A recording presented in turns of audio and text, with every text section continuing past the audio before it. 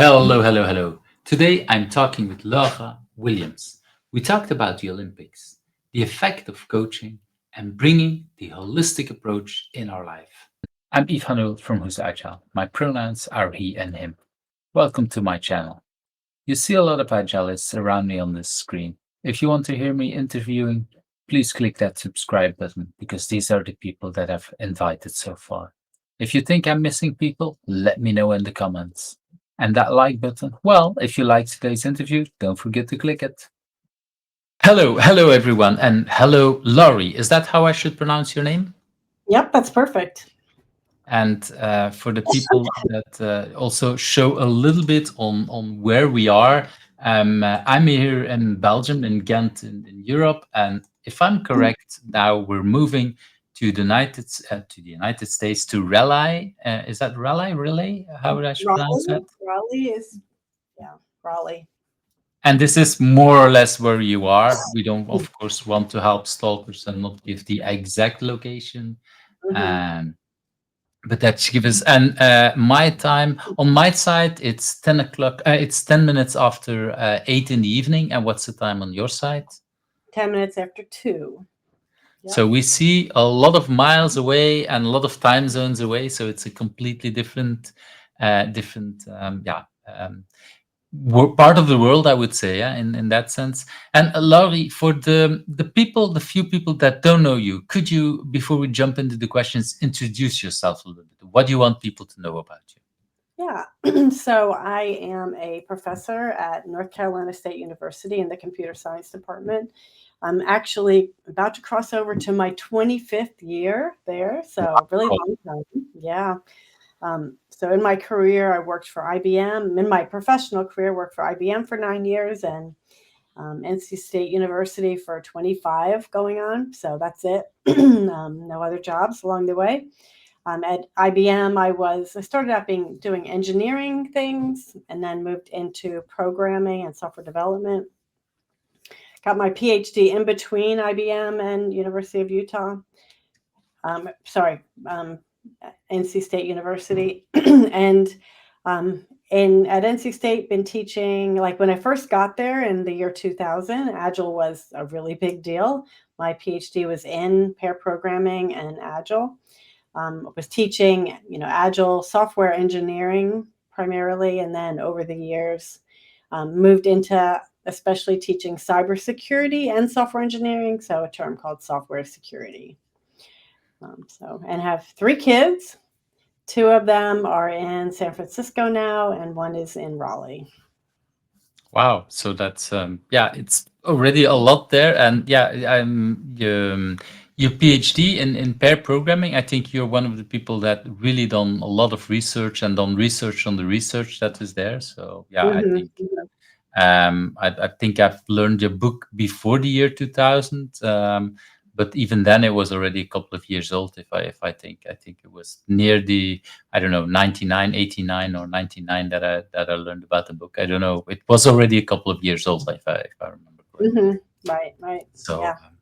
so yeah, that's a lot of research or a lot of things that you've done with pairing, or learning about pairing and teaching others, that actually the research shows the advantages. And it's interesting, so many years later people are still questioning it, why you have all the studies to prove hmm the different parts of that. Right. Yeah. And I didn't know that you even did a PhD on that. I didn't know you had a PhD, but I didn't know the topic. So that was it's, Right. it's, Yeah. So, I mean, I was trying to pick a PhD topic, and you have to make sure you're aligned with your advisor because they, mhm, spend a lot of time with you. And but the way it all came to be was searching for a topic, and Alistair Cockburn, who is a big agile person, mhm. also lives in Salt Lake City, which is where I was getting my PhD. And he came into my advisor's office. They knew each other already, and was explaining this new thing, which wasn't even called agile at that point. It was nothing.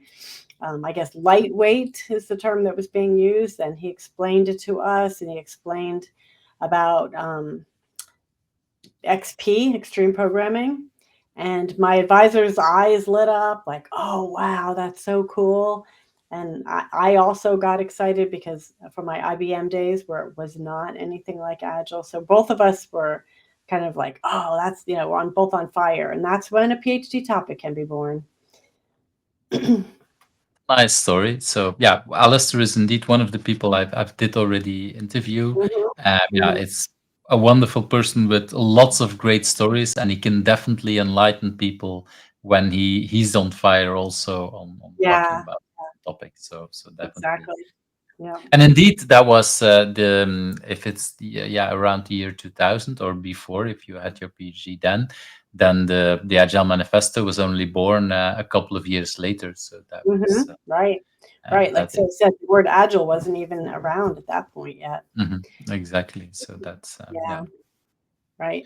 And then my Okay. advisor, he did pair programming with someone um, year after year at Hewlett Packard, um, Mm. Bob Griss. And so then when he heard about pair programming even more, he was like, "Oh, I do that already," and he was excited about that. So Yeah, because of his experience, and then probably learning. Oh, it actually has a name, and yeah. yeah, actually, it's Martin Griss. Martin, sorry if you just listened to that and I said your name wrong. Martin Griss from Hewlett Packard was the pair programming partner of my So advisor.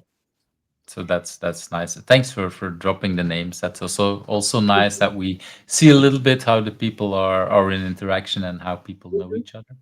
So Right, let's right. jump into that first question. What is something that people usually don't know about you but has influenced you in who you are? Yeah, so I guess something probably that people don't know about me is my interest in like overall the holistic nature of a person. And so and it's come out more recently. So the last 4 years, I've been teaching a class at North Carolina State University called Academic Vibrancy. And basically what it is bringing in um, the holistic approach of like the importance of having a community and meditation and getting out in nature and eating right and meditating and just overall the holistic nature of who people are. And it's focused on PhD students, but it's really all of that is related to every single person who's an actual person.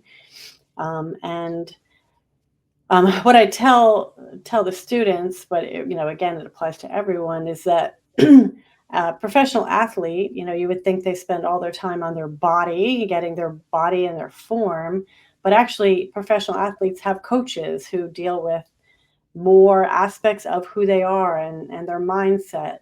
Um, and more of us, not just athletes, need to be thinking of ourselves holistically. And so, any of us, whether it be PhD students or anyone in the knowledge economy, which most of the listeners probably are, we need to be thinking about our whole selves, not just the lines of code we write or the papers we write, but in order to be happy and also to produce as much as we possibly can.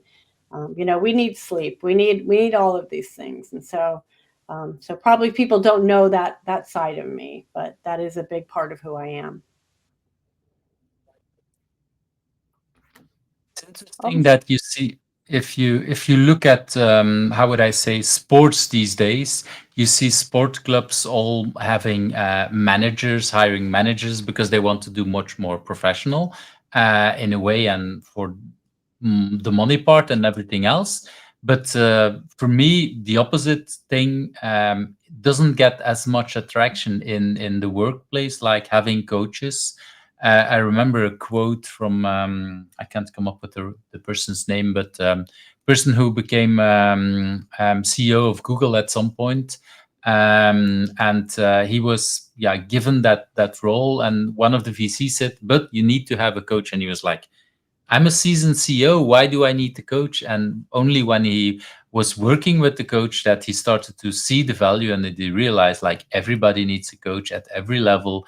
You can always improve, and it's always about the next level and things like that. So yeah, yeah, yeah, I really exactly. like that way of looking at the world. Like it's not per se that you're broken, but it's okay. How could you go to the next level, and how Right. could you reach things?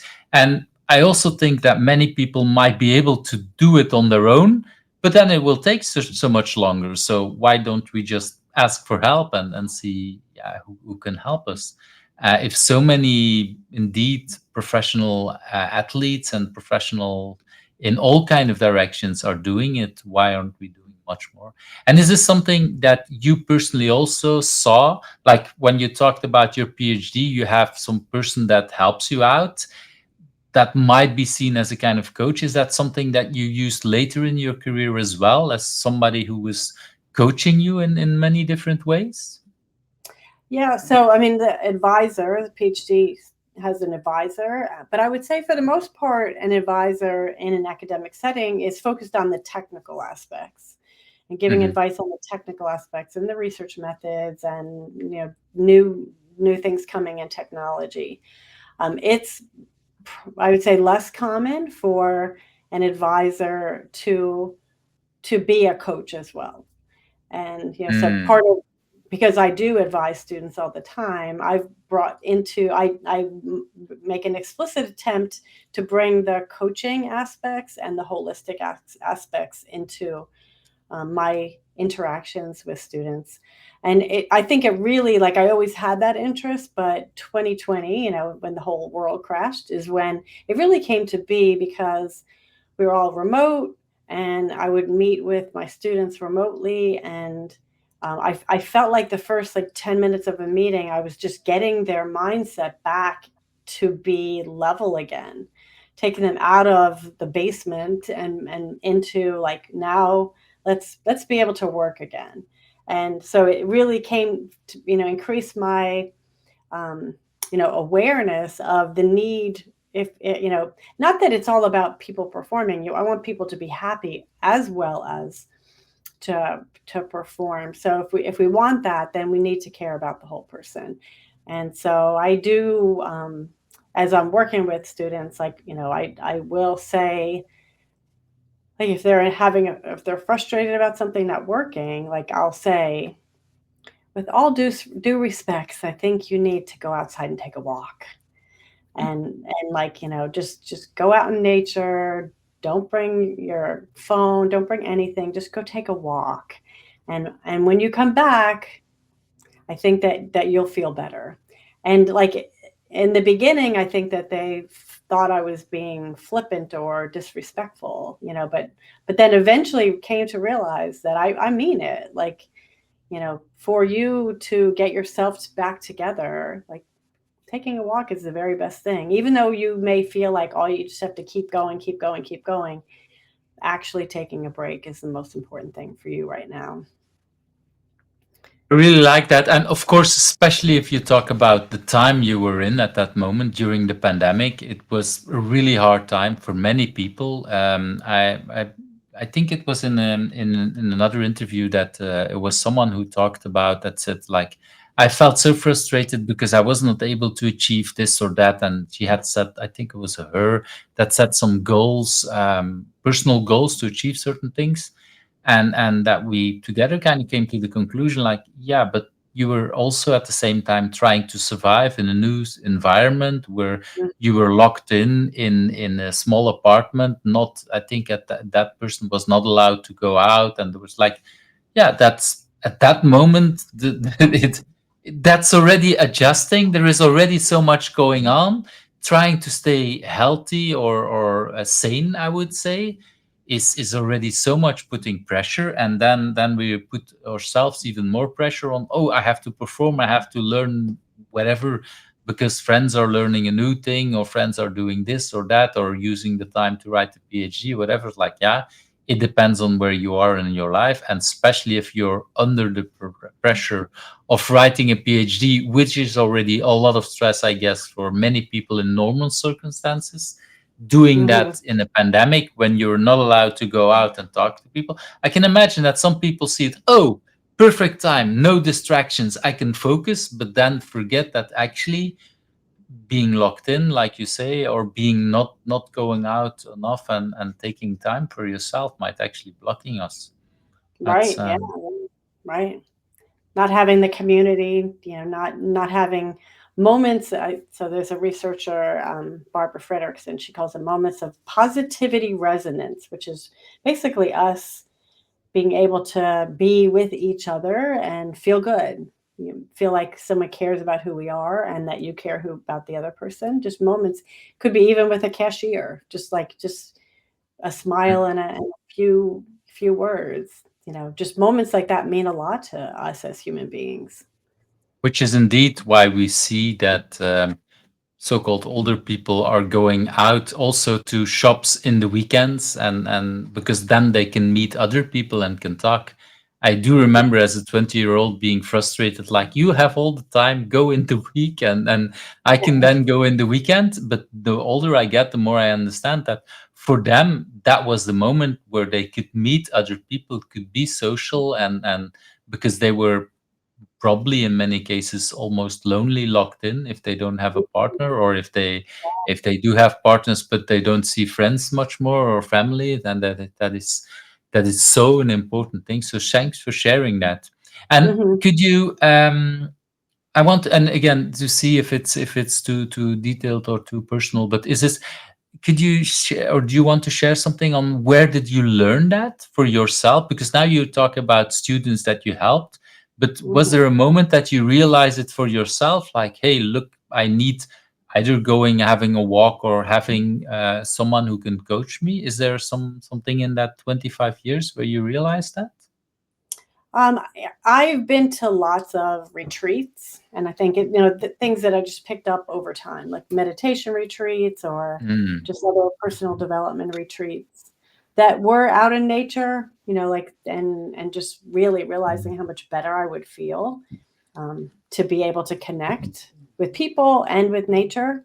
But yeah, so I think gradually over time, came to realize the importance of a lot of different things related to being a whole person, um, which would allow me to connect more deeply with people, um, and be happier and more successful. Yeah, I can imagine, and especially indeed if you take a retreat and it's a couple of days that you're disconnected for the rest of the world. You Mhm. come back. I've done a couple of, well, it's probably completely different things, but still, I've done a couple of things where indeed I was joining for a weekend or a half a week or whatever, were something else, completely disconnected from the world. These days, that would have been even more important with disconnected from phones. I did that even before I had smartphones. But it was already so refreshing and probably recharging. I think that's the Mhm, that's the whole mhm. thing. Yeah, take away, reduce burnout if you have burnout. Yeah, that's, well, that's the kind of thing. I think it's really helping us to look at what are we needing. So thanks for sharing all of that, because I think it's really important that people hear this. That yeah, that is, people sometimes think I need to perform, I need to keep pushing, but they don't realize that, well, a sportsman typically, they work, well, if it's either for a certain game, or if they do it even for the Olympics, they work 4 years for that. But that doesn't mean that they're on stressed all the time. No, they learn something, and then they take. I think when you run or whatever, the next day you make it a little bit slower, because you need to, Mhm, your muscles need to adapt. And I kind of think that's similar with your brain as well. It's also, you need to give it some time to relax. That's thank you. yeah. Oops. Yeah, I mean, along those lines, like, there's a lot of, neurological research that say just that we do need to have breaks, that, like, even before we go to sleep, our brain digests the day like our body digests food. And if you don't give enough time to digest, that's when you can have trouble sleeping, because now your body's digesting your day as you're trying to sleep. So, even moments of, like, as hard as it is, it's like, takes self-discipline to be at a red light and not pick up your phone.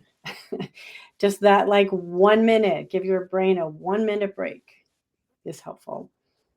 I do remember when I was young that I could take the time to sit on the toilet and just be away from the rest of the world, and that was a kind of break. And these days it's actually almost the opposite. People take their phone with them to the toilet, and they're even more connected and more thinking about stuff instead of Mhm. allowing to think on your own without new impulses and everything. So that's Yeah, right. Yeah. yeah, um, very close for break for burnout, yeah, burnout, whole thing. Yeah, that's yeah. Yeah.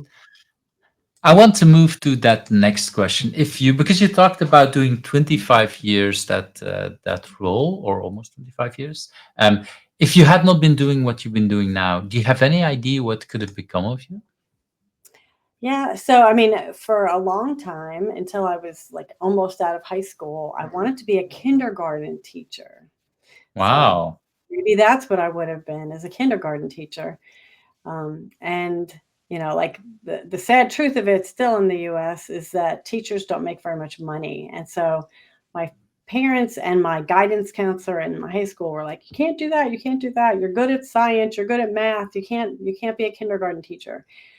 And so I switched at the last minute. And so now I'm a professor, not a kindergarten teacher, still a teacher, but probably teaching would have been in there somehow if I didn't do what I was doing now. Probably would have been some type of teacher. I think that was my destiny. So teaching was always a kind of thing, but it's, yeah, I think a huge difference between kindergarten and, okay, And teaching at university. yeah, I mean, that's yeah. I can sometimes joke. I have students. I have children who are students now, and of course sometimes they behave silly, but it's definitely a big difference between now and when they were in kindergarten. That's for right. sure. Very So yeah, different. Yeah, it's very different. Yeah. But I mean, the teaching is teaching, but also, I don't know, like it has gotten harder to teach because of people's attention spans getting shorter and shorter, and the need for various types of stimulation within the same quote unquote period of time. So similar probably to the need to entertain and actually teach kindergartners is more in play with adults too now. right. So that is yeah, that I can also see that the, well, and again, like you say, you've been doing it for a long period, but I can also imagine that what you've been doing, or the way that things are done these days, is completely different than more than 20 years ago. Yeah, That's it is. It is. Yeah, much more active learning. I think that if you try to pretend that you can stand up in front of a class for 60 or 75 minutes and just talk the whole time, and people would listen, like you're kidding yourself. They're not. mm, So there has to be a lot of interaction that goes on. Um, yeah, and I think, well, yeah, I can imagine that there is much more research around that, and much more, I would say, realization than it was 20 years ago. Because then, yeah, I remember discussions I had years ago that people say, yeah, but then it's the students not paying attention. It's like, yeah, it is hard for paying attention for a long time. So that is definitely not something that is easy. And if you can do it in a different kind of way, that can definitely help there. So mhm. yeah. Yeah, yeah, yeah. Okay, I want to move to that next question. What do you consider your biggest challenge, and why is that a good thing for you? And of course, the biggest challenge that you want to share openly on the internet. Yeah, yeah. So, I mean, I guess a big challenge um, is learning to say no. And I would say it's especially true because I love what I do and I'm excited about what I do. And there's unlimited opportunities to do it, and lots of interesting places and people and subjects to pursue. Right now, my biggest technical area that I work in is software supply chain security. So, what that's saying is when we take software out of open source ecosystems and or third party ecosystems and bring them to our projects, Attackers are intentionally implanting things in them, so we have to be careful about what we take in. It's a very big international problem. And so I feel passionate about being like, well, I have a $9 million very large grant to look at that subject. And so I feel passionate about, saving the world with cybersecurity. And so, like, all in all, from my professional life, a really big challenge is to be able to do everything that I love doing and I feel passionate about doing, and not overworking and not getting burned out. So that's the biggest challenge that I continue to try to work on, which is having a good balanced life while doing everything I want to do and caring for the people I want to care about and enjoying life. Another challenge is, how do I see all those places I want to see? How do I do all those things I want to do? That's another challenge. And how do those two things come together to enjoy life, which includes pursuing intellectual curiosity and contribution. Already brought in multiple roles in your life, and of course all these roles, they demand time. In a way, they demand, or well, demand, you want to spend time on the roles that you care about, and then they're all almost by design in conflict with each other, or at least the time constraints. That is all, because when you want to be a parent, okay, your children are grown and older now, but still, they might come up with something, and it's always unpredictable the moment that you need to help. It's at different levels than when they're younger. But still, that is something that I think most parents want to do. And then, of course, you want to help your students. If you're an advisor on PhD and other kind of things, they also come in, and probably in unpredicted moments. You can schedule some things, but I can imagine that there are students reaching out to you in panic for whatever is happening. And then you still want, like you say, you want to visit places, you want to do that. How do you deal with that? Is there, yeah. How do I deal with that? And like I would love to say I have the answer. Damn it. Haven't gotten there yet. And because I think people and interactions are super important. Like, not that I've ever gotten to this point, but something that really stuck was, I was listening to a podcast. His name is Andrew Huberman. He's a professor at Stanford, and he was talking about, like, I think the person he was interviewing was talking about kind of a lot of the things I was talking about a minute ago, just being holistic and all. And then he made the comment of, in his life, so his professor life, that a lot of scientists will say, like, I love my job, I want to die at my desk. And his reaction to that on the podcast, and I hope I'm doing okay if he would listen to this, and he would say, yeah, that's what I said. But basically he was saying that he grew up in an academic family, and what he saw among his peers, his other kids, was that the kids paid the price. Like, the parent who was so excited about what they were doing got to be so excited about what they were doing, but the kids paid the price, and because the parent wasn't around. And so I think having the right balance, not getting burned out, but also, like, thinking about the people who are around you and your impact on them. It's really Yeah, important.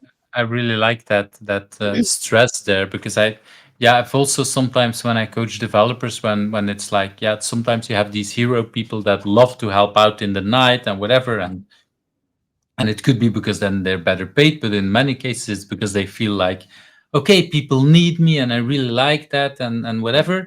And then you ask, okay, but how does your significant other think about that? If you have children, how do they think about that? And that is, yeah, that's a hard decision. That is hard, and that is sometimes that we don't always realize that. And of course, that's again that kind of balance, that we need to find, because also for ourselves, it's probably maybe easier to think about our children, but just like you said, going out and having a walk is important for us as well, for our health.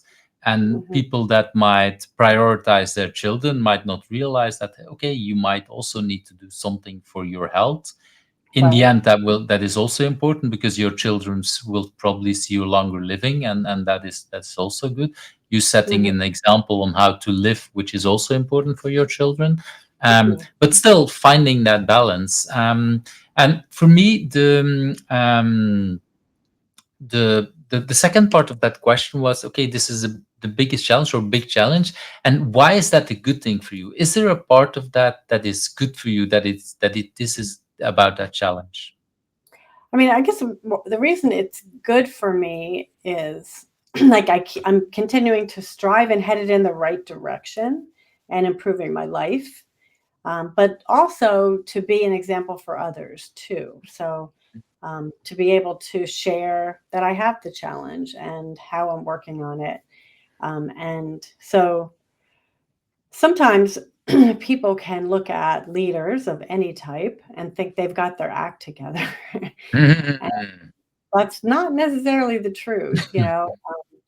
And it's not even, maybe sometimes leaders pretend they have their whole act together. Sometimes they don't pretend, but it's assumed they do. And so I think that being open about um, that, you know, having a life balance is a challenge for me, and you know, being able to be viewed as someone who is trying to get that balance, and trying to get other people to get that balance. I think that that's good. It's good for me. It's good for other people too, rather because than because you're showing also the vulnerability, but yeah. I think, yeah, and I think, yeah, I really love your answer, because indeed, especially when, well, if I think about when I was younger, the part of the idea is, okay, when I'm grow up, I will have figured it all out, and I will, yeah, and that, or these people are so smart, and only now you realize that, okay, they were just playing along, or doing just as good or maybe worse than we are, and we don't always realize that. We always see Mhm. leaders, or in what kind of style. It could be parents, it could be teachers, it could be other kind of leaders in our life, that we think that they have figured it all out, and actually Mhm. they were. And in that sense, I have the feeling, I'm not sure how this is for you, but I have the feeling that much more leaders are willing to do what you're doing now, in being open, and showing that, hey, I'm not perfect, I'm also struggling with some of that parts. Is that something Mhm. you recognize? Yeah, I do. I do think that leaders are more open about that and talking about that. And so I think that's wonderful. And also, like, I think it's great when the people who are being led by the leaders feel fine to ask about it, because Mm. you know, people, you know, might need to have a question in order to be vulnerable and to show that they really don't have it all together all the time. You know, like they don't just walk around and say, you know what, I don't have my act together all the time. But if someone says, like, ask a question, you know, how do you balance your work life with your family life? Probably they'll say, you know, it's a struggle. And, you know, here's the things I've tried and whatnot. But or you know, could be easily likely to be vulnerable and share what they've tried, what hasn't worked, what has worked. So I think really a two-way street of leaders to be willing to share, but also the people being led to ask the question. And then feeling, yeah, how would I say it? Yeah, invited to ask at least, or feeling the willingness when we ask, that we'll get an answer there. I Yeah, think yeah. that's, yeah, I think I really like that. And well, for me, this is your answer to this question is such a nice example, because yeah, it's kind of almost automatically flew out of that, that, okay, that is one of my challenges that I have. So that's Hmm. definitely something that is, yeah, that is a nice example to set. And from what I understand, you also do something similar with your students, that you actually make it clear that, okay, I still have some challenges, and yeah, Hmm. your challenges will probably be different than the ones of your students. But if you look at the meta level, there are definitely things that are similar, I assume. Right. Yeah. And you know, like when I talk to my students, like say they have a big deadline, and I'll say, now you need to be thinking about yourself right now, like you're headed to the Olympics. Like this is the big day. And what do you need to do for your big day? You need to make sure you get enough sleep. You need to make sure you eat well. You need to rest and meditate and talk to your spouse or something. Like, you need to treat this as that, like, this is your big day. Someone going to the Olympics wouldn't stay up all night, and you're not smarter the next day if you stay up all night. And so, but then I also have the caveat that, like, but, am I perfect at executing this? No, I'm not. I try my best. I know what I should do. I don't always do it, but I know what I should do. And so, like, to add that vulnerability and the humanness, I think is good.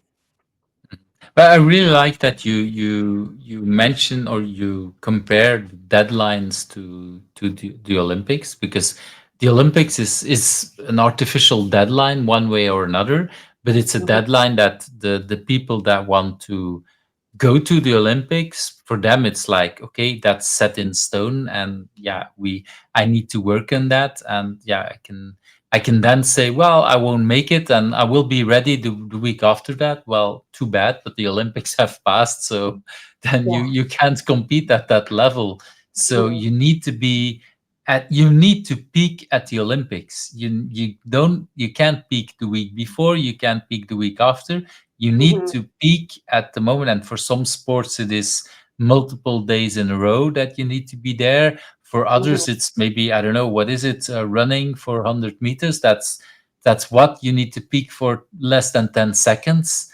Right, That's right. insane. You prepare for 4 years to peak Mhm. for 10 seconds. But Wow. yeah, the day before you'll probably go to bed and you rest enough that, Mhm. yeah, at least you probably arrive on time in the stadium and whatever, and you prepare completely mentally for that. Mhm. And I really like that you compare that with a PhD. Is, I don't know how long it is, but I can imagine that for many students it is also something like 4 years, a lot of work on that Mhm. until it's finished. And you can't say the week after the presentation or the week after you published it or whatever, where that deadline is, that, oh, now I have a great idea. Well, yeah, maybe you can write the next article about this thing, but your PhD itself is gone, I would say, or that Mhm. moment de Right. gloire is gone. So that is, Mhm. I really Yeah. like that, because, and especially at that age, well, I have a student that really lives at night, so Mm. his rhythm is completely different. And Mhm. last year, when there was exams, it was really hard for him.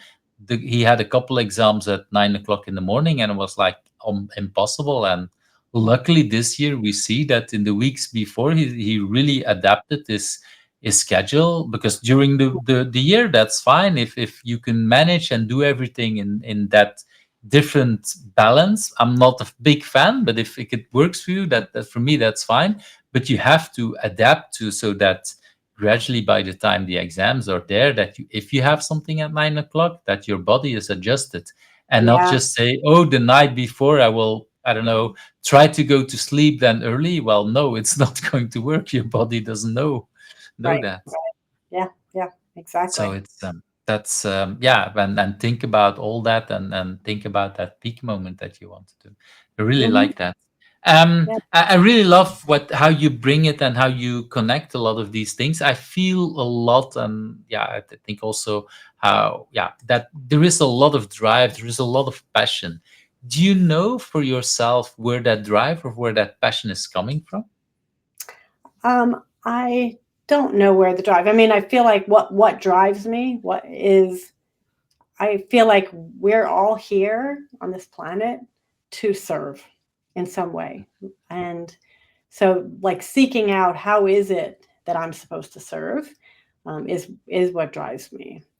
And like, in the big moments and the small moments, it could just be to help someone who dropped something.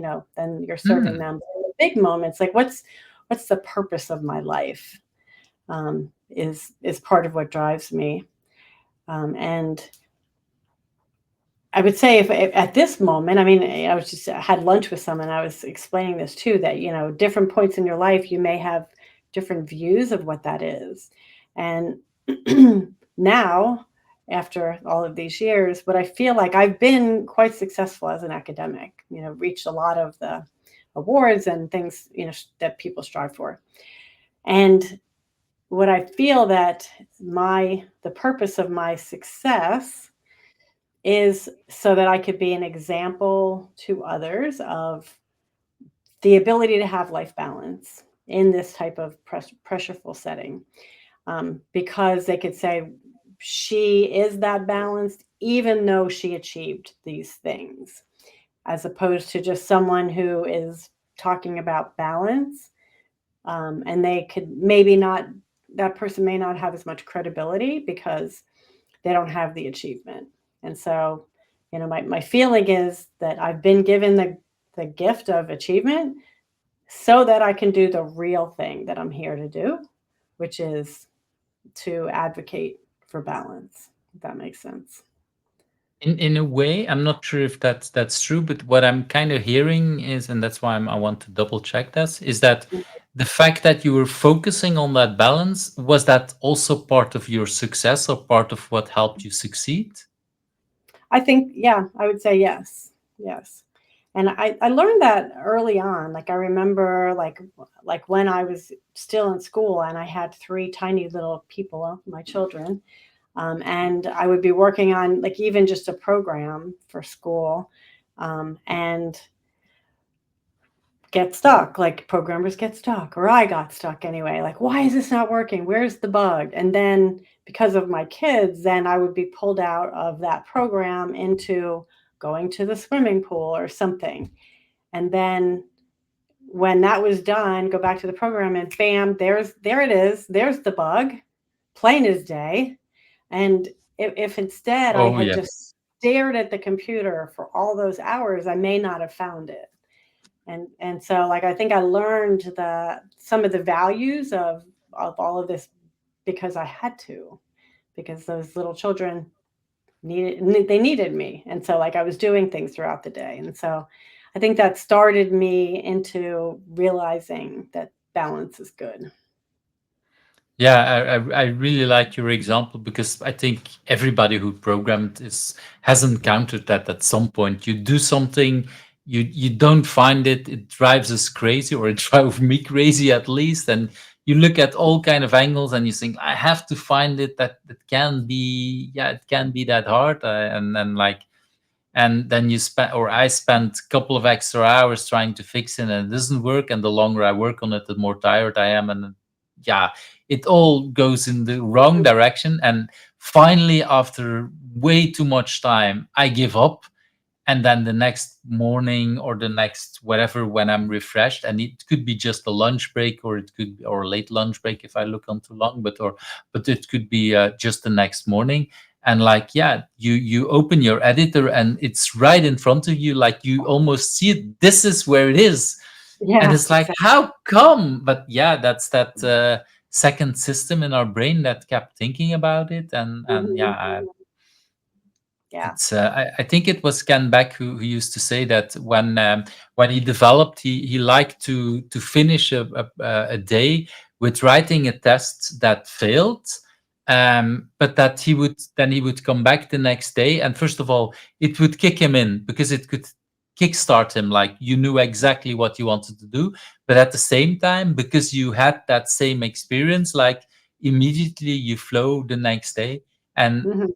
until I read that, I always thought like, no, I have to finish my day with finishing something, and then Mhm. I'm rewarded and I can go home or whatever. And it's like, no, it's actually more the opposite, like you describe. And yeah, it's nice that in a way your children helped you with that, and they Mhm. kind of forced you to take a break. Um, and I really love that example of the children of, because I still remember when I first became a father. Yeah, my partner was working on different she works in shifts, so that meant some days I had to go home to pick up the children from Mhm. school or kindergarten or whatever they were. And the first few times I felt yeah, almost bad because, oh, I'm leaving early. First of all, that we never should have that feeling, but I think many parents recognize that. Mhm. And later on I realized, hey, wait a minute, it actually is helping me sometimes to get my mind off it and be much more productive, because I did not spend a gazillion wrong hours on trying to fix something.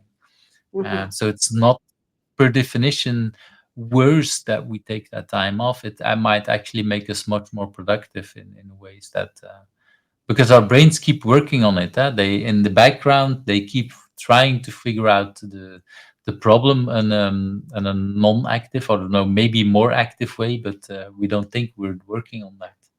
Mm-hmm. Yeah. That's Yeah. really nice. Yeah, and it's I really like what you also said. Drive, like changing the world and trying to, yeah, finding your purpose. What that is. And I really liked what you say. You're kind of looking for what your purpose is, because it's also not like it's been determined or it was there. Like this is that big thing.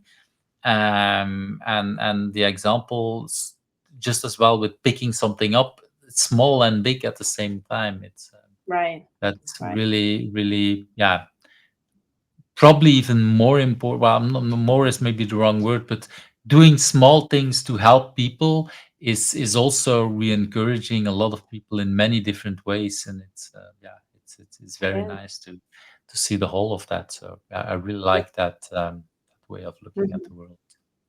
Yeah. Yeah. You don't know the impact you'll have just by smiling at someone, saying hello, or helping them out. Like maybe that's all they needed that day. Maybe they had a bad day and you just and I do well. This is why I liked so much when before you remembered, oh, this is not that person, but it's the other person at HP. I really like, and that is because it's we don't always know who have impact on us, and keep thanking Mm-hmm. people and keep saying it, and that you say, well, the fact that Alistair Cockburn walked in and that actually made you take on that PhD, and it could have been something else, and it could have been the same PhD triggered by someone else, but in this particular case it was triggered by Alistair walking in. And I think we don't always realize that. We might think, oh, I have an impact on that professor that was your advisor, but he actually had an impact on you, and because of that impact on so many other people that you have impacted again. That's the kind of thing where we literally have no idea where the butterfly effect is taking us with our positive smiling. Yeah. Absolutely. So many examples of that. Absolutely. Yeah, Yeah. well, thanks for sharing a couple of these. Let's move to that next question. What do you consider your biggest achievement so far? And maybe before we jump into that, is Mhm. asking the question below, because what I've noticed when I interview people is that this is basically a moment to shine, to brag about something. Is that easy for you to say, "Hey, I'm really proud of that," or is that hard for you? I think I'm okay with it. Yeah. Yeah. Okay. So yeah. So what is the thing that you're most proud? What do you consider your biggest achievement at this Yeah. moment in life? Right. And so I'm probably going to keep going back to this theme about people, but I'll say like I could list um, lots of achievements, like academic achievements and being involved with the agile movement and from the beginning and communicating with all the agile manifesto authors and being the host of the 10-year anniversary. Like all those are technical achievements, but what's really like biggest achievement are my children.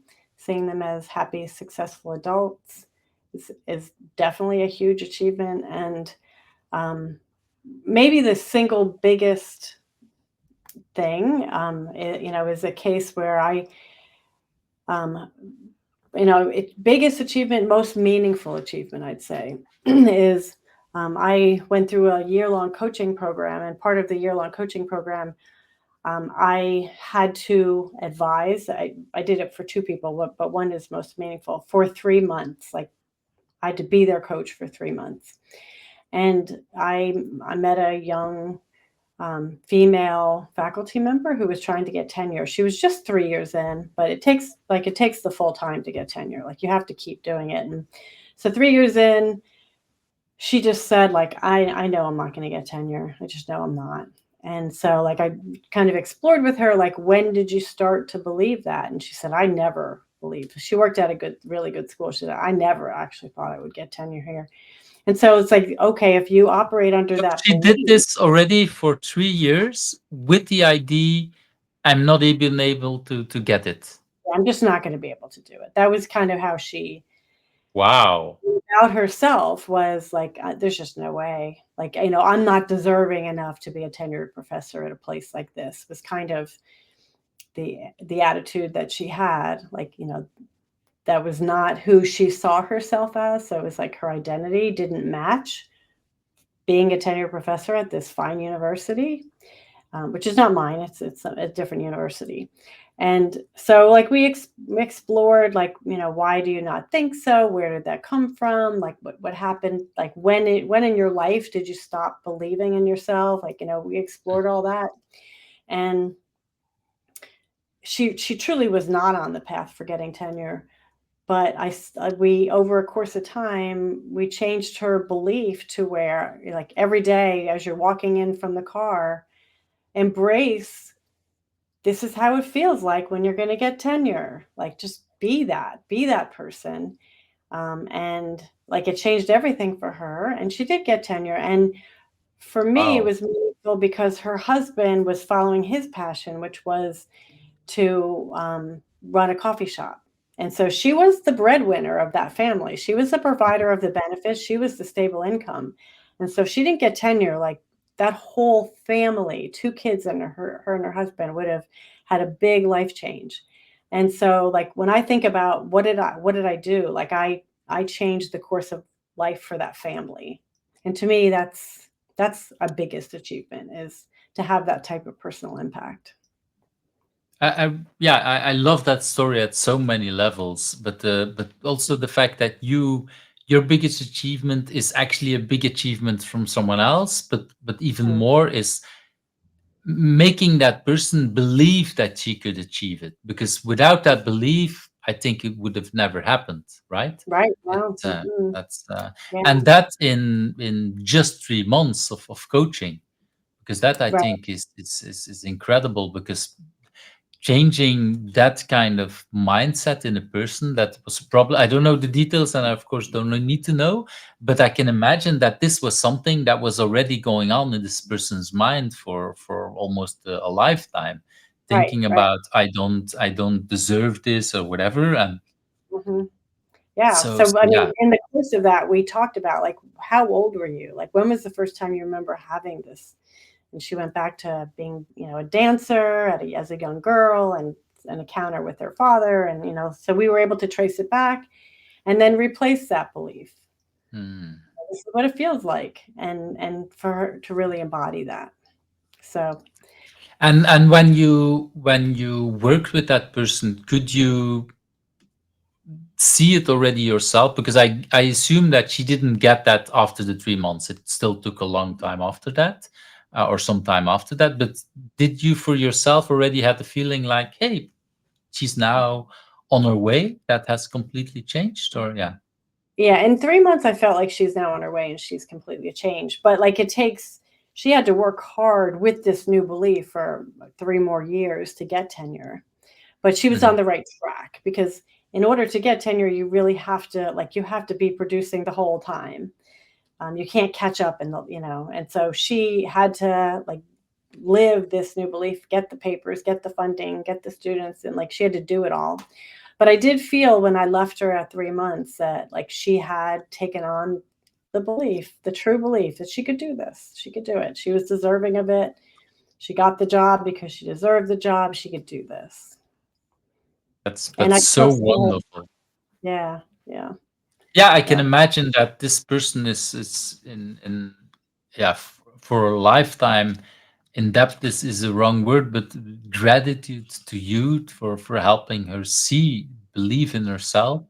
And I guess that she will radiate that to students as well, because she can tell the story like, hey, I was there already at that university. So it's not like you haven't achieved anything. Eh? You're already way beyond what many people would achieve in life, and then still for some reason thinking like, I don't belong here. I don't deserve it. Yeah, I can definitely see a lot of people, and yeah, maybe even more women that somehow get that message a lot from society that, yeah, do you belong here? You kind of have to prove yourself. And if nobody works with you or keeps telling you like, hey, you do belong here, then I can imagine that some people, yeah, kind of start believing themselves that they don't belong. So Mhm. that's a huge achievement. So so thank you for doing it and sharing it. I think it's something to really indeed to really be proud of. That's Mhm. Well, thank that's you. really nice. Well, I love that story. It's Mhm. something that yeah, for me, I think this is indeed the kind of stories why I ask this question, because it shows how much impact that we can make and for Mhm. others people's lives. And you talked about before what drives you. Well, this is the kind of thing that is clearly driving you and having that impact. Not just on that person, but like you say, also on the full family, Right, because full of family. course that has a huge impact that we can't foresee what else would have happened there. Mhm. So that's yeah, I can definitely see that helps also their relationship, the way these children look at themselves Mhm. and everything. So Yeah, that's really yeah, nice. yeah, yeah. Well, thank you. Let's move to that next question. Do you have a personal agility tip to share? Is there anything that you say, hey, this is, yeah, that you want to share? Yeah. So personal agility. I mean, I guess it's you know, when I how do I take it, agile into my life? One, making a plan, being willing to change the plan, which is something that is done with agile. So I think it's good to have a plan, but when life is going to be different than we expect it to be willing to pivot, and make a new plan. And also, another thing, so that's definitely the case, personal agility. And these are not rocket science, but the other is how good it feels to finish something, to be done with something, and attempting. And this is the operative word, attempting to, like in a Kanban kind of thing, not have too many things in process at the same time. Because if you have too many projects going on at the same time, lots of context switches and background stress. I mean, you talked a little bit earlier how our brains will work on problems even when we're not working on them. But if we have too many of them, then it's even hard for our brains to work on them in the background. So trying as best possible to not have too many things working at the same time. Um, and that's a work in process right there. And then finishing them and feeling good about finishing them. And I think they all interact with each other, of course. The less you have, the more you can finish, and the more you actually feel like you're achieving things. And then well, I've noticed that indeed when I can limit the kind of things, yeah, in that way, for me, agile was a lifesaver in first and programming, but all different kind of ways of, okay, how can I slice things small enough that I can publish something? How can I make that I do something? And then indeed, and it could be in all kind of directions. If it's about writing an article, if it's about creating a new a course, or having conversations with students or whatever. But also indeed, I really love that you talk about the limiting the work in progress in all kind of ways, because that's what I'm Mhm. hearing. Right. Yeah, too many open tabs in our brains doesn't help us. That's really, it's Mhm. yeah, it's yeah, it's so tempting. We're living in a world that keeps distracting us in all kind of ways. And Mhm. for me, the making things smaller, then it's okay. If I can finish something, then I can be distracted and then I can focus on something else. But if I can make it small enough and finish, okay, then there is again time to do something else. And Yeah. but in, Yeah. many people instead will start, oh, I'm blocked for something, I'll start something else, and then I'm blocked there, I start something else and something else, and Mhm. like, and before we know it, we're working on a gazillion kind of products and other kind of things. And yeah, Right. that's Right. Yeah. So have our own personal Kanban board with limiting the work in process. I really like that kind of thing. It's yeah, multiple ways of looking at that. But also, I really like the fact that you stressed the checking off, or the fact that you finish something. It's Mhm. yeah. I don't know how it's for you, but I'm one of these persons that when I do something and I finish it, but I didn't write it on my to-do list. I will still try one way or another, put it somewhere in a list or to do that I can really say, hey, I finished that. Because Mhm. it gives so much that joy of realizing, hey, that is something that I've done. How big or how small that is, yeah, it's probably again an addictive adrenaline or whatever that kicks in, but I think we deserve when we finish things. At Yeah. least when we finish it, that we're happy. There's a difference, of course, between half bacon doing something that's not really finished, because then what I've noticed, if the few things that I done that I haven't done it at the level that I want, then it still stays in my brain because I want to Mhm. do it better. But if I really do it, even if it's small, but if I do it in a way that, hey, this is small but finished and it's qualitative, then that gives so Yeah. much joy there. Yeah, I have a planner and two things at the top of the planner. Like I do like to write out the day schedule, even though it's on the Mm. computer. In the morning, I like to write it out, what I have, and at the top is one is tasks that must be done today, and then the other is like three goals for the day. It's three. It's only three, and Mhm. the tasks are typically small. And so to be able, and then at the end, it also says, how would you feel good at the end of the day? Like what. So what would you need to do to feel good at the end of the day? And so each day trying to get to like I nailed those things, like I got those tasks done and I made progress on those three goals, and to be able to then like relax, like okay, I did my best, I did those important things. um, it is very helpful for my own peace of mind. Yeah, and is there a particular reason why you want to write it down? Is that Well, I mean, I think there's something, just the act of writing it, that gets it into my mind even more. So taking it off the mm, computer, writing it, and then throughout the day making notes. If something happens, change it. And it's helpful for me. I know that like they say, even just like if you want to learn a speech or something, like actually writing it or writing in a journal. So there is something still about writing, even though we type so often. yeah, it's interesting because my handwriting is horrible. Like there's like it's almost nobody can read it, and still I have a gazillion post-its on my desk because I write stuff down, and just indeed the fact of writing it helps to have it in my memory, even if I Mhm. might not be able to read it back or yeah. So that's I definitely recognize that it's Mhm.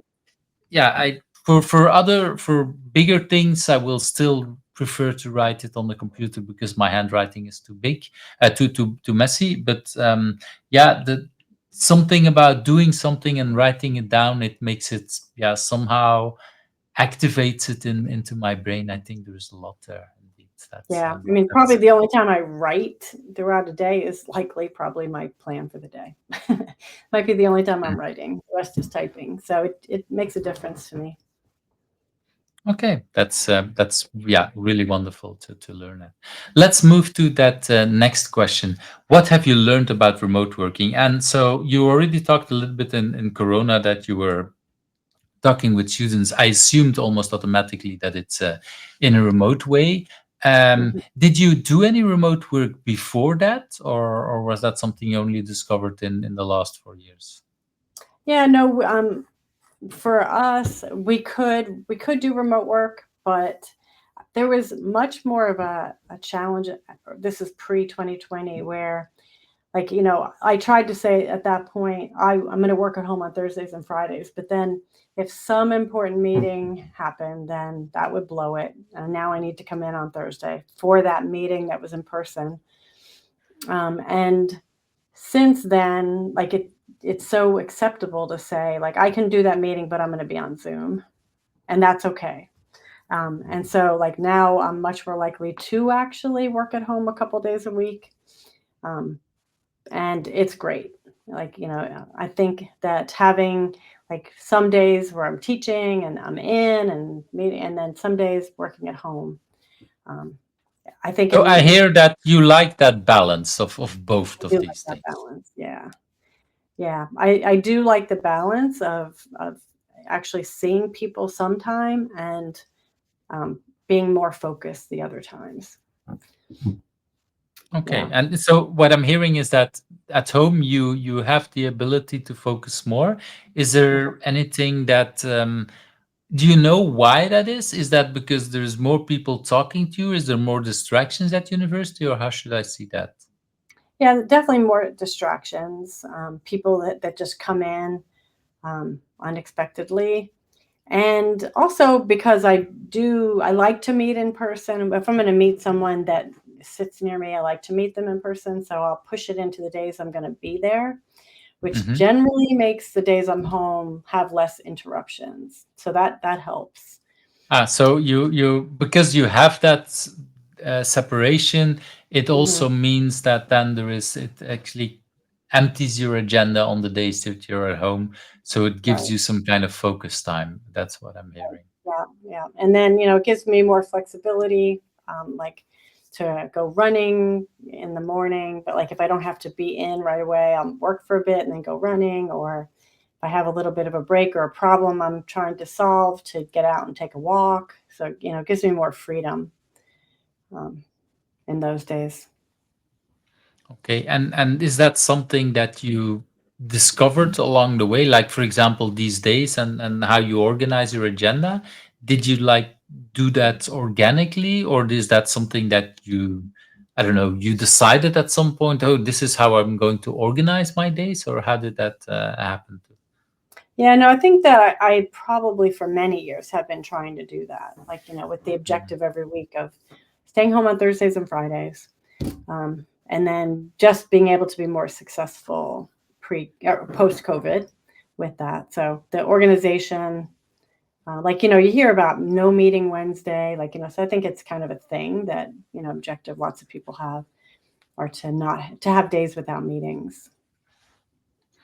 Yeah, I recognize that indeed that well, some of these things were a hype that didn't happen, or people were talking about it, but who did actually was doing it, because people saw the advantages, but it was kind of hard to do it, and or you had to convince either your boss or the people around you that, hey, wait a minute, this is my day at home, so please don't schedule a meeting then, because then I can't join and I actually want to join in person. But okay.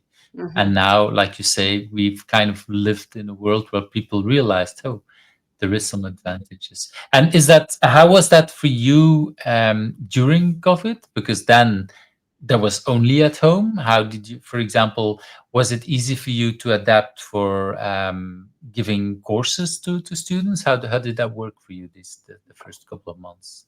Yeah, no. So jumping into teaching remotely, was an adjustment. I mean, I was happy that I was a computer science professor at that point. I mean, You were not afraid of computers. yeah, exactly, exactly.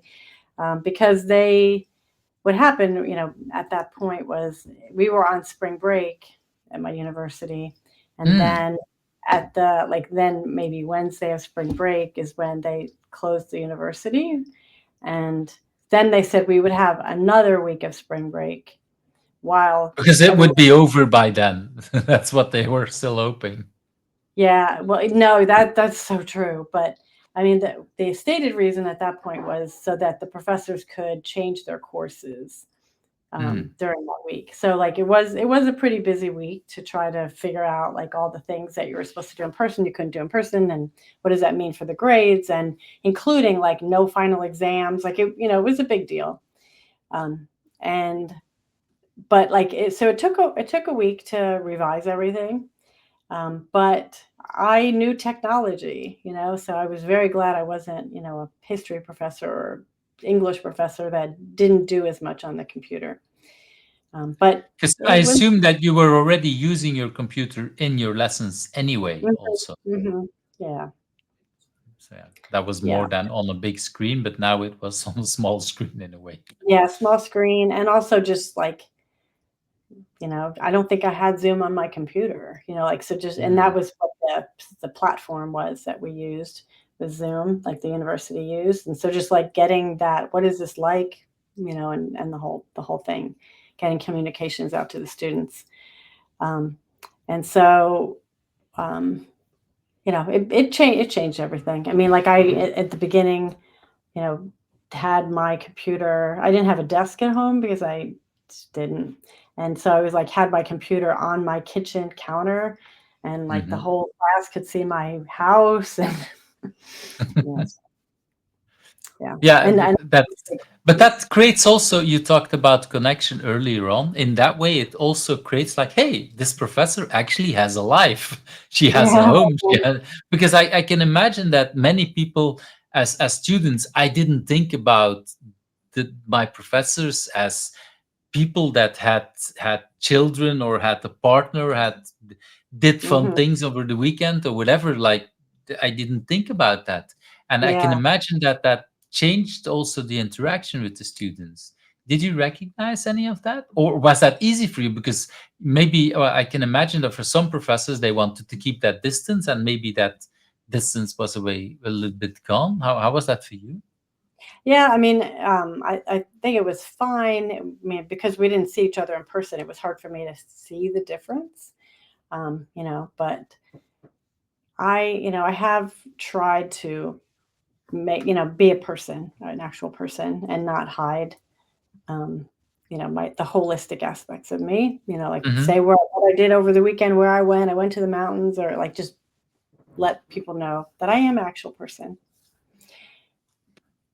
Yeah, Wow. and So you changed that course or your multiple courses, I assumed, in a week, but then you still had to do it. How was that adjustment?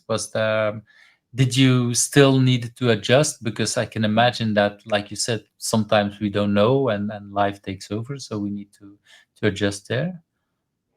yeah, I mean, I think I did a pretty good job at adjusting my class. I always, as I mentioned before, did interactive aspects because I don't think people listen. And Hmm. so that was a big adjustment. Now I have, like, in a 75-minute class, only 20 or 30 minutes of lecture material, and the rest is I would have been walking around helping people with a problem or something that they're working on, a design, something. And now what do I do? And so this was back in the very early Zoom days. I mean, I think I was maybe one of the first people at the whole university to have breakout rooms. I mean, now breakout rooms Mm. are really common in Zoom, but at the time, I was the one who figured out how, Googling stuff. How do you do things like this? And randomly would put students into groups to work on whatever we would have done in class, and then bring it Hmm. back to discussion. So like it worked well. And is I'm that not. something that you take back to the class? Because I can imagine that before students were more working on their own, and now in the breakout rooms they were kind of collaborating. Is that something you bring back to the classes? I assume that now you go back to in-person classes, or are there still classes Mhm. or remote or not? There are some that are remote, and like I did when they were working before COVID, I was saying, work with 2 or 3 people around you. I'm a big Ah, we collaborator. already that. Yeah, that's a little bit why I was asking. Yeah. Yeah, so the collaboration was already there. But I think what was the students kind of enjoyed was that they didn't know who they were going to work with. So like I chose random assignment, and then they got Ah, told like, yeah, because in the classroom you're sitting next to your friends typically. yeah, yeah. And I think they liked that. They liked, the mixing it up and meeting new people.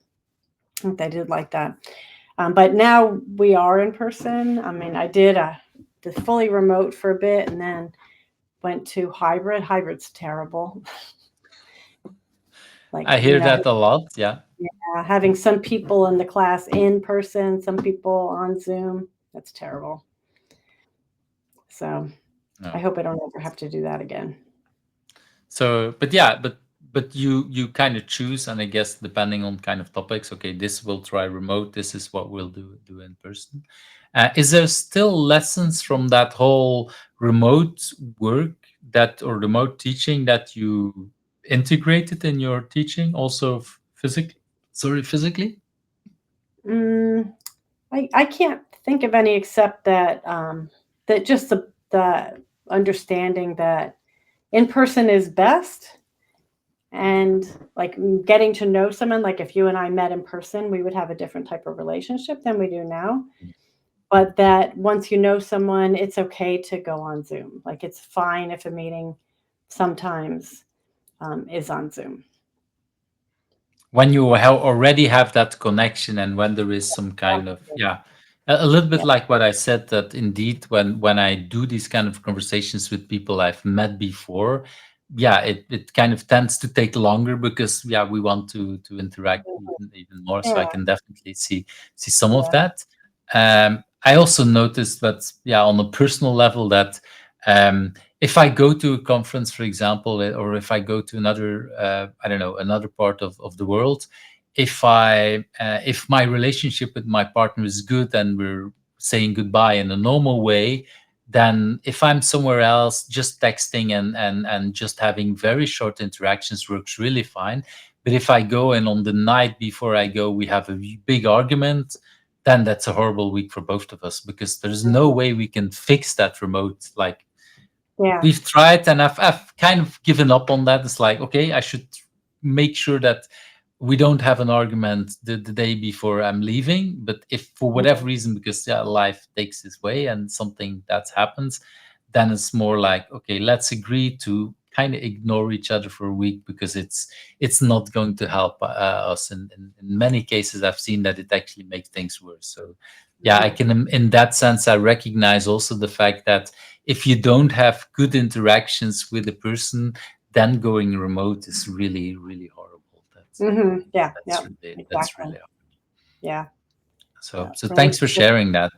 And hmm indeed, the hybrid part, we definitely haven't figured anything of that out. I'm still in doubt if we will ever be able to do that, but it's definitely a world that we totally don't know and that we have no idea on how to work. And I can definitely see that many things, it would never make any sense to do that in a Yeah. hybrid way. It's I mean, I remember this was before COVID, and I went to Microsoft and I was going to be in a meeting, and down the hall came a robot, and the robot came into the conference room and got a seat at the table, and mm, that was the team member that was remote.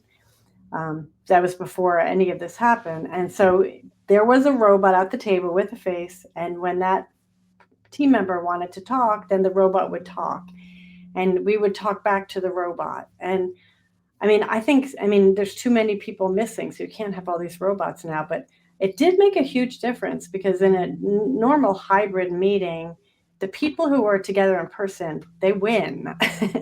Like the yeah. communication is so strong that whoever is not there loses. Where this having this robot there actually was almost like the person was there.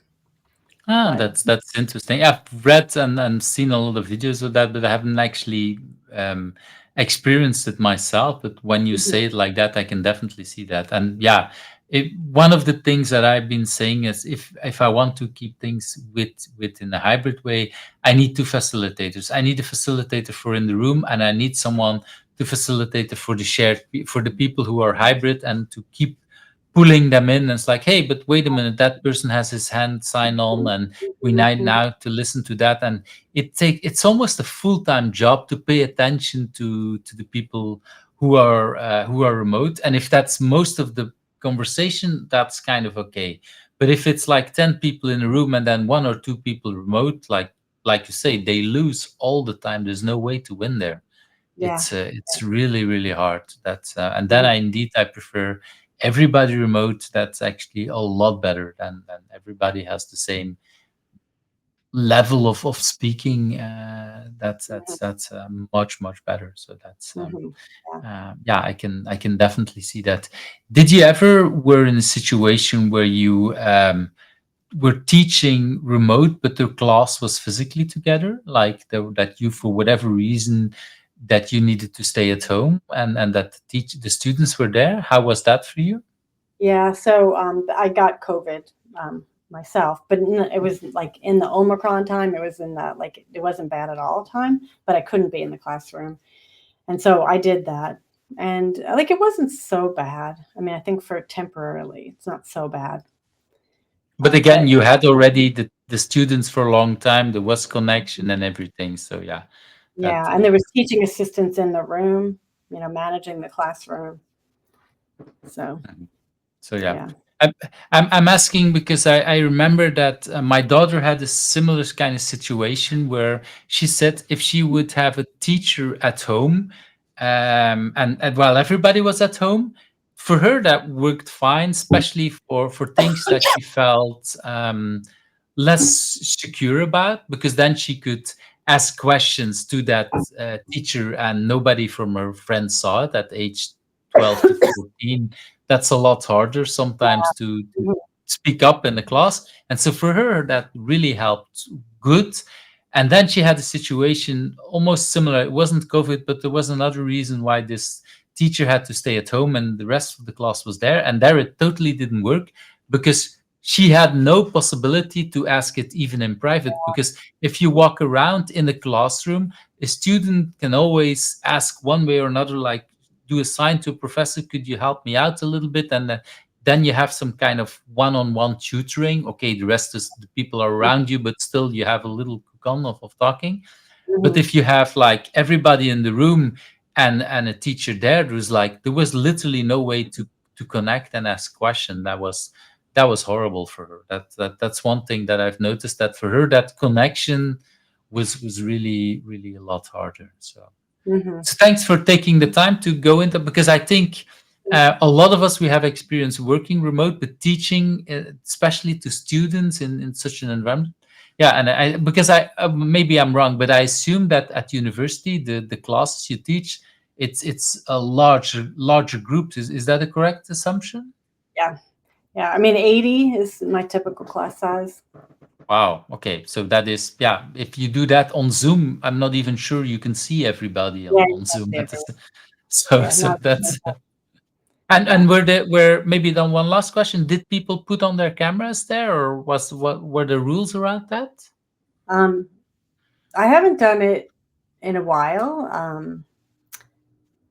And I think at that point it was so early that people didn't even all have cameras and things Oh, like that. right. True. Indeed. Yeah, yeah, yeah. Because not everybody had well, for example, my children at that time had desktops, didn't have laptops, and we did have to buy webcams. And yeah, of course, the moment you buy it, everybody buys webcams. So it took us a while to get Yeah, webcams. yeah. Toilet paper and webcams, right? Exactly. So that's yeah, that's it. Well, thanks for sharing all the details. Yeah. Let's move to that next question. What is a book that you have read that you want to talk about? And I think you had a couple of books that you wanted to talk about. Yeah. So, I mean, one that was particularly influential for me was Cal Newport's book, Deep I Work. think that's work. That's the one, deep work, that you Yep, wanted Deep to Work. bring up. Yep, that's right.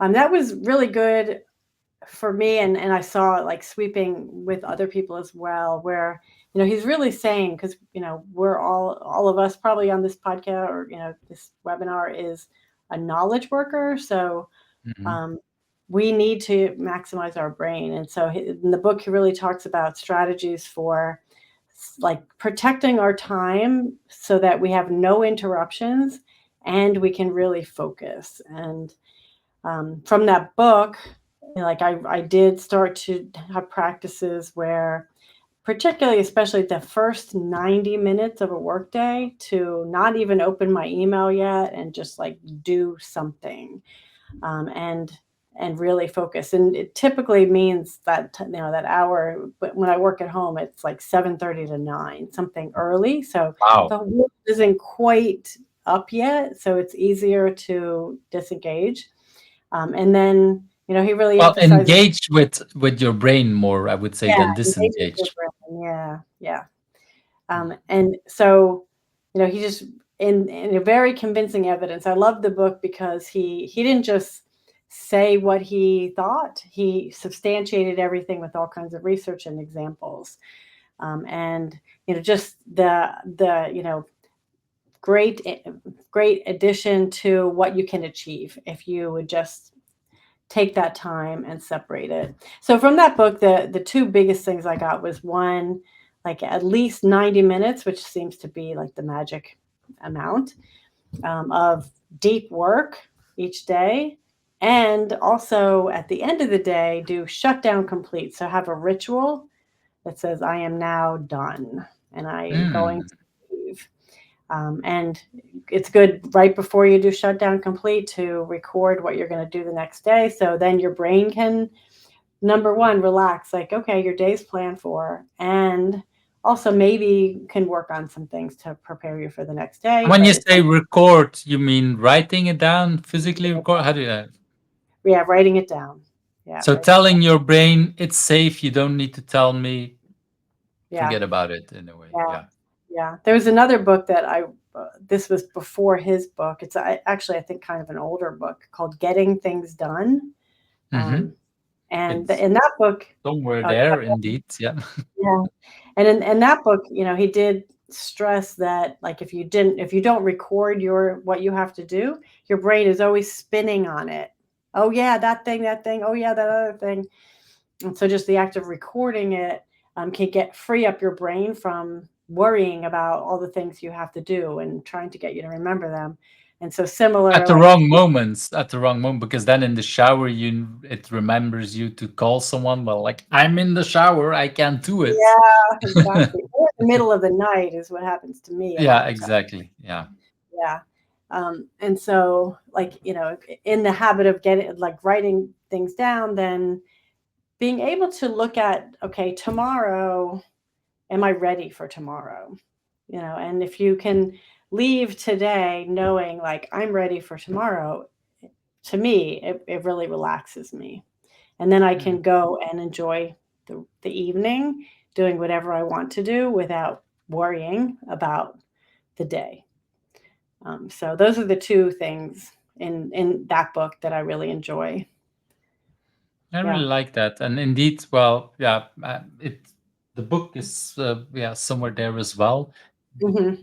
Work it's somewhere there, deep work as well. But I haven't, to be honest, I haven't been fully digested it, because this is also a book that I think I need to revisit and learn, because it's deep in how it changes habits, I would say, and that is also an important thing to realize that. So yeah, that's all, at least for me. That's something that I feel. I thank you, because actually tomorrow morning I'm putting a podcast live with Lisette Sutherland, and she talks about one of his latest books. So we will also mention deep work, but she talked about, and of course now I can't come up with the exact name, but she's talking about his latest book which is Slow Productivity. Yes. Yeah. And I haven't read it either, but it's on the way. I bought it. So it's because these are the things that I think we really need to realize as knowledge workers, like you say, like, hey, we have to work around that and create an environment where our brains can bring that power that it has, and not get distracted in many kind of ways. So really, I really appreciate for bringing that book to the attention. And you had a second book that you wanted to talk about. What's the second book that you wanted to talk about? I don't remember. Do you remember? I know I can show you.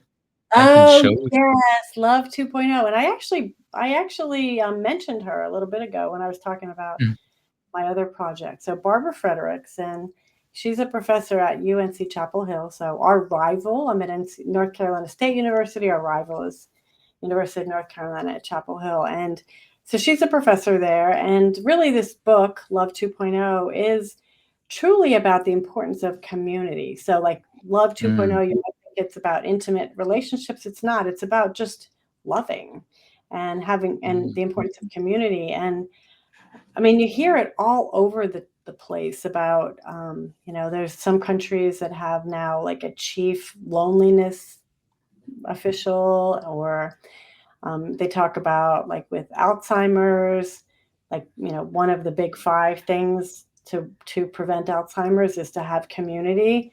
So it's just really important for us to reach out to each other, have collaboration, have communication, help each other. And that's really what that book is about. I it's mentioned before, her phrase was moments of positivity resonance. So good interaction with another human being, whether it be cashier or, coworker, family member. Yeah. It reminds me a little bit of what Marilyn Mans said here a couple of weeks ago, where she's like, I try to send I think it's every day that she's trying to send a positive message to some friend in some kind of WhatsApp or a text message or something like that. Like she really takes the time every day to think about, who do I want to bring some kind of message to, who do I basically bring some kind of joy. And it's a little bit different than what you said at the end. Like, it's not about a large communication, but just having some kind of interaction to say, like, hey, you person of in the past, or my friends, or whatever it is, I care about you enough that I send you some things to say, today I'm thinking about you for this particular reason. Mm-hmm. And I really like that. I find it hard to implement myself because I'm not yet in the habit, but I really like to do that. I'm trying to do this more and more, like bringing people, that, of course, the people that are still surrounded by me, I might have a very logical interaction, but there are also people in the past that you say, you know what, I don't know, it could be a coworker, it could be an old boss, it could be whatever, a friend that or someone I went to school with, like, oh, connect a little bit. And that, I think that also broadens, or at least for me, it feels broaden my community to the people that used to belong in my life, and might still belong in my life, like in a way that's I had no idea that the book was about that, because I was thinking, indeed, like you say, that Love 2.0, it gives the impression about, okay, the more intimate relationships. But in that sense, I recognize that love is much more than just Mm-hmm. for partners, or for the Right. close family, I would say. There is Mm-hmm. the community is so important in our life. And I don't know, how do you feel? Is this a skill that we've forgotten, or that is different than how when you grew up? How is that for you? Community? Well, Do you?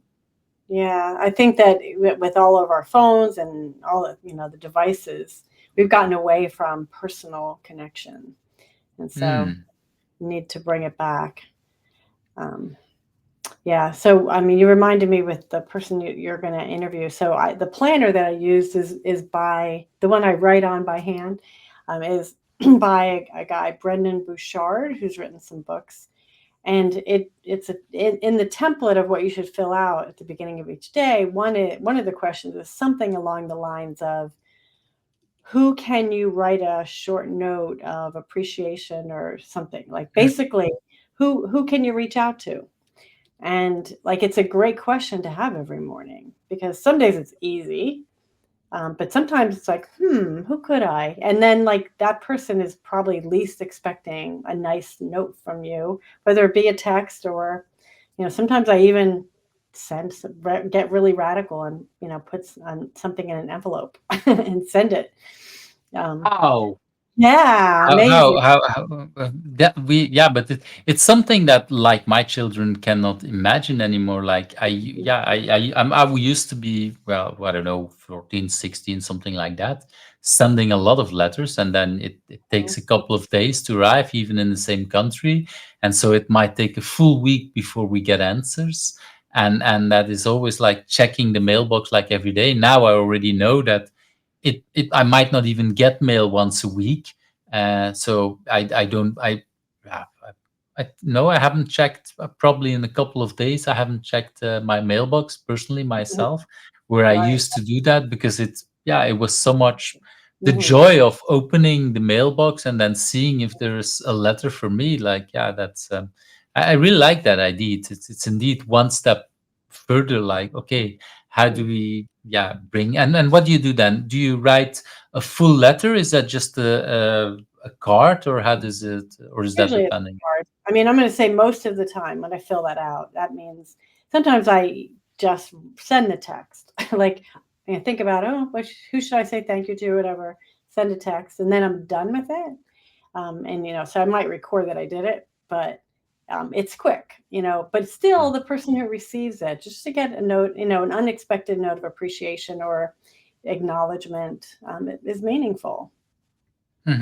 Yeah, I remember that I used it some, but that's probably about 10 years ago that I did it regularly. But then I was sending out books to people if I saw Mm, people doing something, and it could be random person or random as a person, not per se a friend or somebody that I used to work really well with, but I saw somebody talking to someone, or I even did it once at a person in a camping place. So we were going camping, and I saw, I don't know, a student doing a student job, but really behaving in a very smart way. I don't know, in a nice way, interacting with a parent that was, yeah, just unpolite to children that she was doing, and I really felt, yeah, so inspired that when I got home, I no, not even when I got home. In the same evening, I opened my laptop and I ordered a book to send it to the camping place for that person, because I thought, like, that's completely wow. out. Well, she had no idea who I was, because I don't think my children were there. But I thought, like, okay, I want to send some appreciation to Nice. people, so paying it forward, and I kind of did that with a couple of people. Um, it was at some point of, like, really, like, okay, if I send it to people that I kind of know but I don't, so how do I send it? If I need to look up, and this is why I stopped, and it's like, okay, if I send it, then I need to look up their home address, but then I felt like a stalker, so I didn't want to do that. So with sending it to the camping place, that was kind of easy, because I know it's just okay, and I know that how to do that. And Right. with people I knew, with friends or colleagues, that was easy, or with, I could send it to the office and things like that. But once I realized, I think I did it once or twice for people that I didn't know the address where they were working, and then I felt like, no, I'm not going to do that anymore. But it's like you say, it's kind of an extra thing if you send a Mhm. card, if you send something. It's Yeah. because at least for me, it comes over like it's indeed not something like, oh, I still need to do it. Oh, I quickly send the text, like 1 minute. No, I take the time to actually take an Mhm. envelope, to write the card, select the Yeah. card, do Yeah. something. I really like that. Yep. That's Yep. really wonderful. Yeah. Yep. Thank you for that answer. It's really Mhm. wonderful. I want to go to, for me, one of the most interesting questions. What's a question you think that I should also ask you, and what's the answer? I guess, because I wanted to get my cybersecurity message in there. And I guess a question could be, um, which has been around for a long time, like the intersection of security and agile, since this is an agile um, venue. And, yes, they can absolutely go together. Agile and cybersecurity.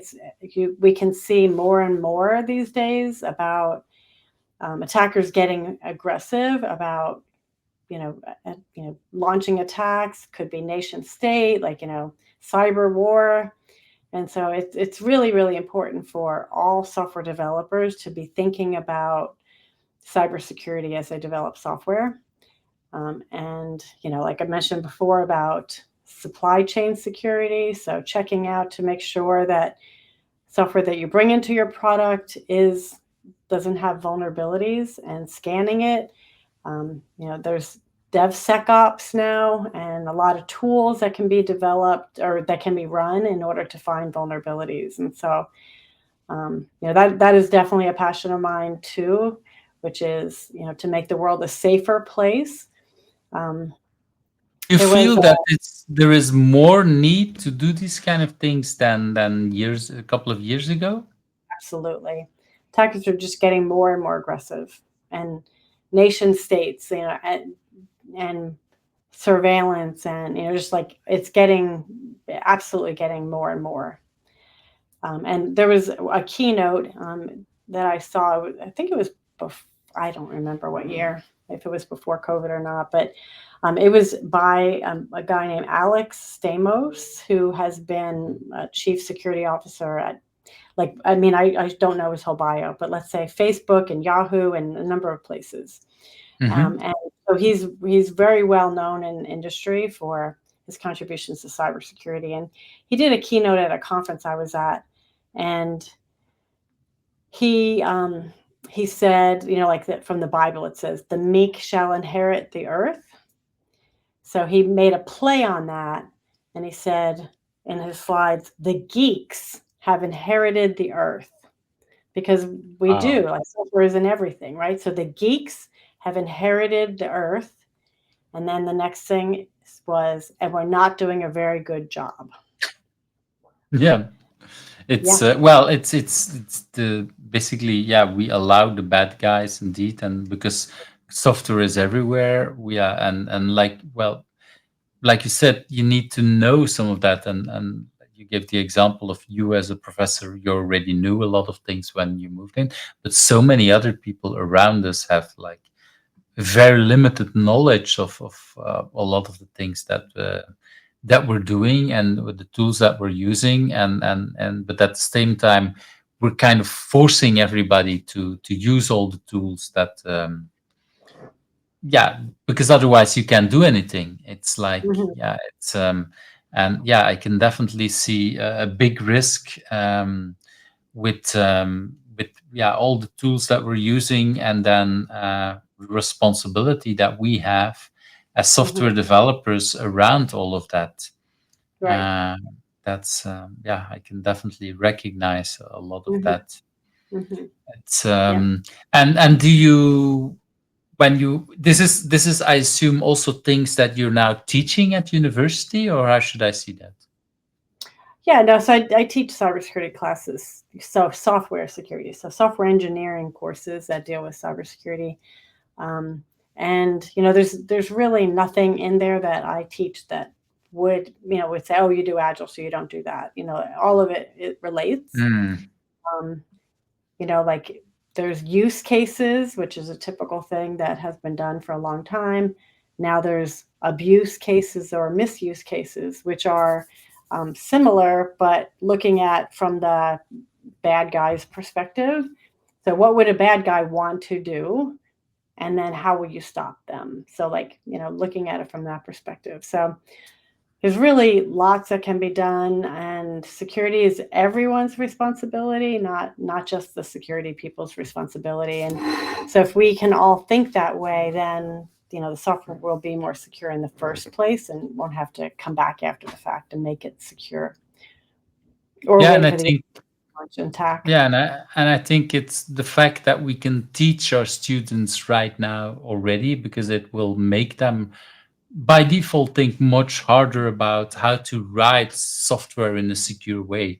Because it's, yeah, I remember, well, in the beginning, yeah, if a computer was not connected in the internet and whatever, and it's like, oh, but if it wants to be secure, it should be disconnected or whatever. Like, yeah, but we're living in Mhm. a world where everybody is constantly connected one way or another. We can bring in, yeah, I might be, I don't know, I might be connecting my phone to the Wi-Fi somewhere, and if my phone is already yeah, breached, that could bring in the whole network down and everything in all kind of ways.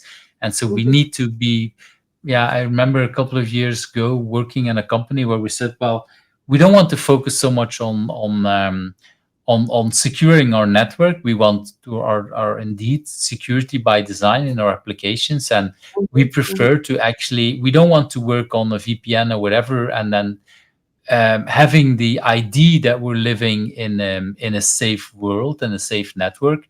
We want everything to be it on the open network, because this is it is that at the same danger. But if we do it in a VPN way, people might feel safer, but it actually is not, because of all those kind of things. And Mhm. and yeah, it made, I had really good conversations there that made me really rethink, like, okay, yeah, the danger is everywhere.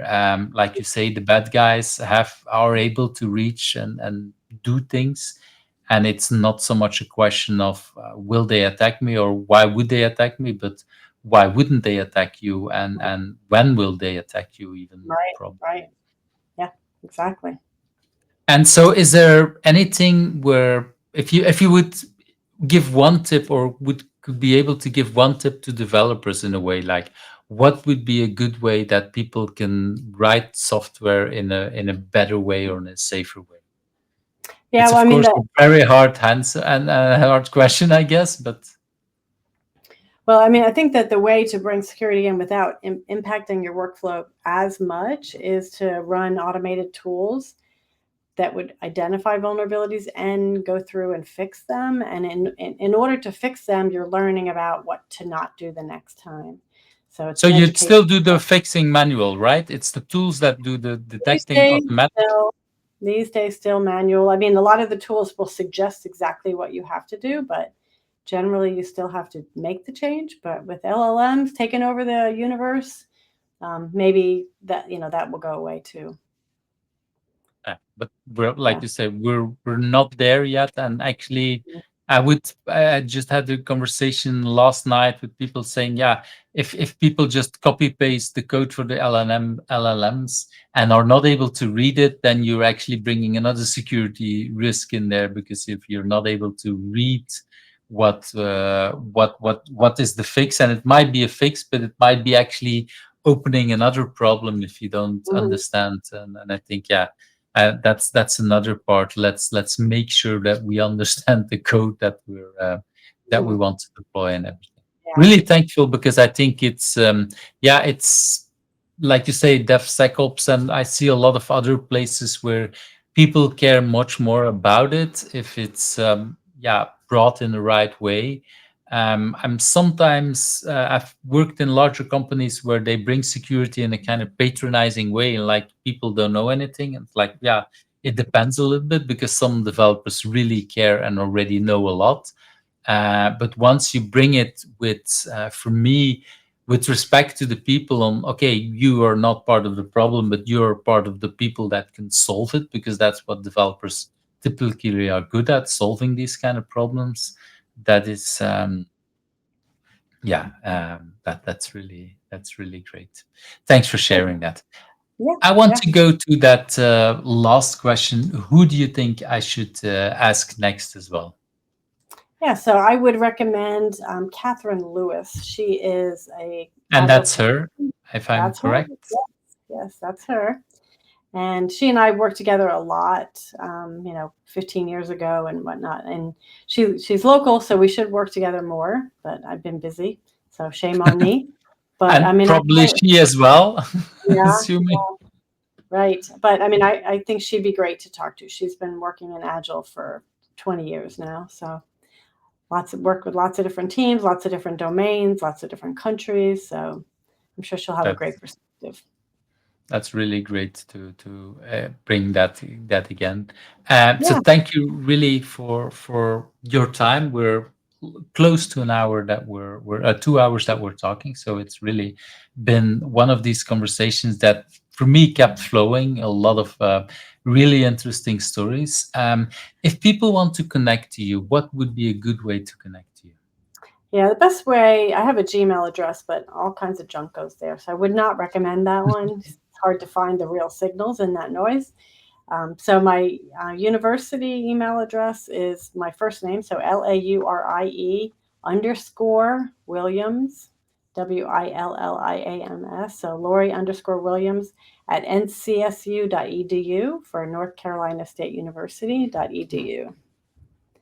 And I would love to And hear from you. And I think this is also where they can find you and probably also contact you from there, or maybe Yes, even find your contact address, yes, yes.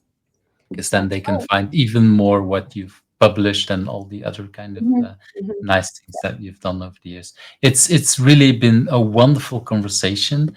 Yeah, it's for at my time. It's now the end of the day, I would say. I Uh-huh. don't know if you still plan to do lots of other stuff, but yeah, for me it was a wonderful conversation to have, to learn so much about what that brought, and so broad. That for me is like, it's yeah, I think it shows really the whole person that you as a professor are. I mean, I think that's also a little bit what we already talked about. I think that's so wonderful to also show that insight and to show the impact that you can have on the people. So really, I'm really grateful for your time. Yeah, well, thank you. It's been great. I love the conversation. Thank you very much. So bye Okay. bye. Bye bye. Bye. Thank you for watching Who's Agile, where the stories of agilists come to life. I hope you liked today's interview. Subscribe if you're not subscribed and want to get to know other agilists.